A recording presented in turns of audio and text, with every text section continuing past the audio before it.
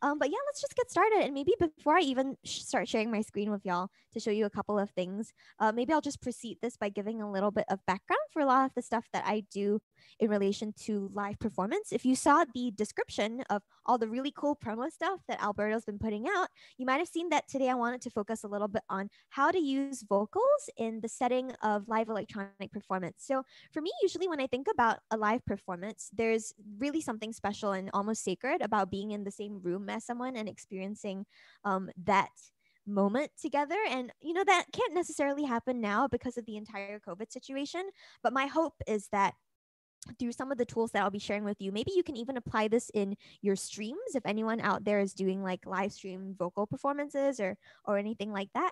I will also say that even though this is on like a vocal sort of focus thing, I feel like some of the concepts could also be applied to other instruments too. For example, some of the things that I'm sharing today are also what I use on my flute. I'm also a flute player, so I sometimes include flute in my live set. So maybe those are going to be some considerations too. But what I'm going to do now is show you my live screen. So let's pop over into live. And boop, here we go. Great. So as you can see, my live is purple, mostly because I like purple a lot. My tracks are also all purple, as you can see. But generally, when I think about live performances, I try to think about the idea of vocals being almost like an instrument. So not always even just vocals separately, but you're using it as a tool to enhance the different ways that you perform live. And I think that's a little bit more different from, say, production or just programming in Ableton Live or in whatever DAW you use. Even if you're using Logic or Bitwig, which I use both of too. Those are like maybe my second and third DAW. I love all of the DAWs. It's a bit like choosing your favorite child. But no, over here we've got live, especially because this is the Ableton User Group. But I do like live a lot for live performance. People forget this too, but I share this with a lot of folks who end up calling live Ableton, but the word live is on the logo itself. So live is the software, Ableton is the company. And I think I might be working on some merch. So maybe eventually you'll see a doll trick shirt with that or something like that. But what you're seeing over here in my live set, to also put things into context, it's not a focus of my presentation today, but I have Push here next to me, which is this particular device, and I'm going to be using it to do a couple of loop-based things when we eventually get to looping. I use this a lot in my live performances, so if anyone's ever seen me do things like on Instagram, for a second I forgot the name of the platform, goodness, Instagram or YouTube, where I'm active over there as dolltr, so DOLLTR !CK. You'll see me use Push a lot, and that's because I'm a big fan of how you can kind of pack everything into one. So I'm going to be using one device. So I'm going to be using it a little bit today, but the main focus is my live set over here. So we're in session view, and maybe the first thing off the bat that you might notice is I have a couple of tracks set up here, but my first two on the left and the right, and I joke about this again a lot with my students too, but when I think of live performance vocals, I usually think of them as being quote unquote clean versus not clean. So it's the idea of vocals that maybe sound a little bit more, for lack of a better word, pristine or unprocessed, even though they do have processing on it. And then things that are maybe a little bit more affected. So that's like the not clean part of this. And just to emphasize what I mentioned in the last sentence, everything is processed in live performance. I think sometimes we forget about how much like audio engineering actually goes back into making a live vocal sound good, especially if anyone out there is a singer or a vocalist. If you're a vocalist, let us know in the chat. We'd love to hear from you. But maybe, and this maybe also stems back to my own vocal experiences too. But before I got into electronic music, I still occasionally used to do like vocal based performances. And for me, all that I knew was that mic. And maybe the most that I knew at that point was, how should I even describe this? Like it was just me and my relationship with the mic and the distance in between. And I knew that if I placed the mic too close, that sounded bad. If I had it too far away, that also sounded bad. But I didn't even realize that after my mic is picking up my vocal, that's going to someone who's like in charge of working with the audio, who's in charge with putting things like compression on it, who's in charge with EQing it if my vocal has certain kinds of resonances. And because of that, I started thinking a lot more after I became an electronic musician about how I'm actually putting this into the context of a live performance in Ableton Live, since that was my main weapon of choice for a lot of the live shows that I do. So I wanted to walk everyone through a couple of processes today that I think about whenever I'm setting up vocal chains, not just for myself, but also for other people. So prior to the pandemic, I used to work a lot with other artists as well as their live experience designer or rig designer, where I would help them set up their electronic live rigs. So for example, getting keyboards together, setting up things like vocoders, other sorts of situations where you have live instruments coming into play. So this is something that probably only they and myself have been into in such detail, but I'm going to walk you through that today. And I'd like to start off with the clean vocal. So I've also got an incoming vocal over here. You might be able to see it in live, although at the moment I do have monitoring off.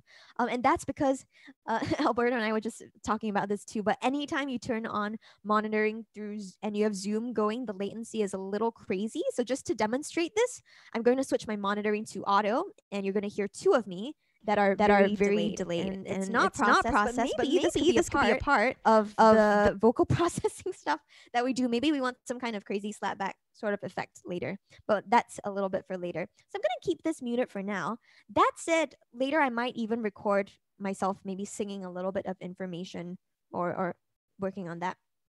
But I want to keep going and talk a little bit about some quintessential types of devices and types of racks that I put on a certain vocal. And I also want to bring up this idea of racks in live in general. And even if you're not a vocalist, my hope is that, you know, you'll take away a couple of things that maybe you could apply to your own sets too.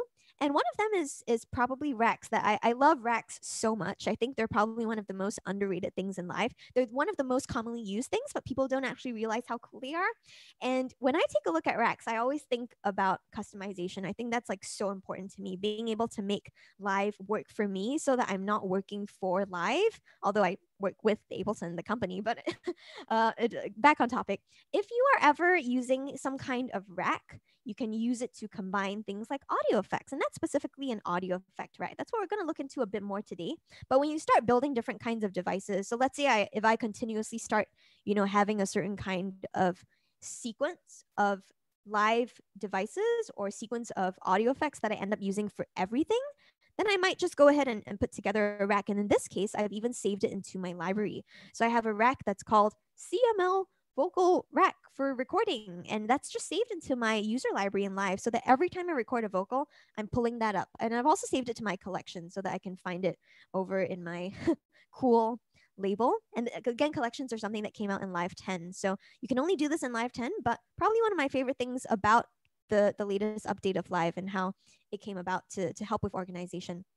But let's walk through a couple of things. I've got my clean vocal over here, and maybe just to even start off, I'll record like maybe just me counting some numbers. That could be a good way to start. I'm going to turn on the metronome at the top left-hand corner of Live, and let's go ahead and start playing some stuff. And I'm just going to record maybe like a 1, 2, 3, 4 to get us started. 1, 2, 3, 4. 1, 2, 3, 4. 1, 2, 3, 4. So metronome off, that wasn't too bad actually. But if we do take a look in the clip, so my timing from note to note in a relative sense was pretty okay, but you'll notice that everything's a little bit offset, and that's really just because of the way the current loop is set out. There's a couple of ways that we could work around this actually. One of the ways is to start the playback position a little bit later, so I could move the start point maybe slightly off there, or I can move that here. And this way, whenever I launch this clip, it's going to start in time with the metronome. Let's see if this works. 1, 2, 3, 4. 1, 2, 3, 4. 1, 2, 3. So that's one way you could kind of offset this. And you know, this isn't even specifically related to vocals, but it's a cool thing that you can do with audio. The other way we could do it is to quantize the audio itself. So what I'm going to do is make a copy of the clip for now, just to illustrate this. And I've got the second clip.